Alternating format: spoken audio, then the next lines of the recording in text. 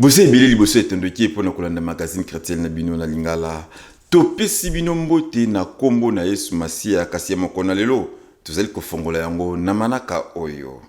Couple pastoral Amos et Gigi Mbayo babengisi biso banso na milulu minene oyo ebengami na kombo ya Convention solennelle du Seigneur na mama na likambo elongo na Kristo bozana ndingisa na bomo ya sika.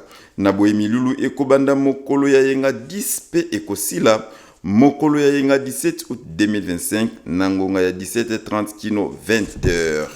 Kasi batei baza penza ebele kolandisama na prophète Elika Bongo, Dr Louva Ekaola, prophète Diogras Mwenze, pasteur Kondo wa Kondo, pasteur Moïse Mbiye, pasteur Parfait Bompei, pasteur Daniel Kapinga, na bango moko couple Amos Mbayo, na boye milulu ekozala na quartier vitamine 1, numéro 1A, commune ya Matete, na église ya pasteur Mbayo, boye malamu na kombo na Yesu Masia.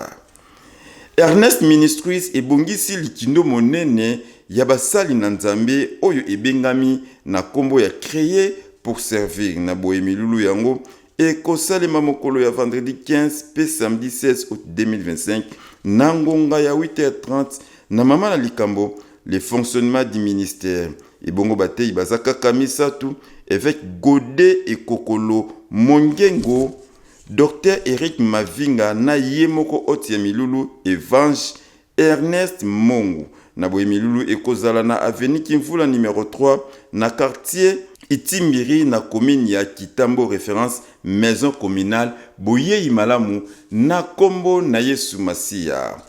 Conquête 2025 na église de Mangembo Bandalungwa na boye pasteur Grâce Emi Koutino bakisela kaye mingi madame la ministre de la jeunesse ye abengisi bilenge nyonso ya engumba mokonzi Kinshasa na milulu yango Samatela azalaki wana pona bino.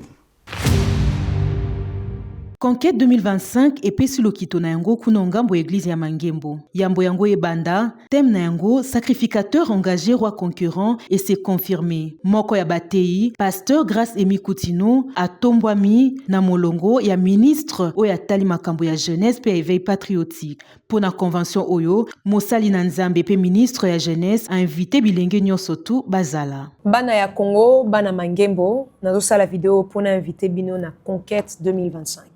Conquête 2025 ezaka raté pona bana Mangembo. Mezala pona bana nyonso ya Nzambe.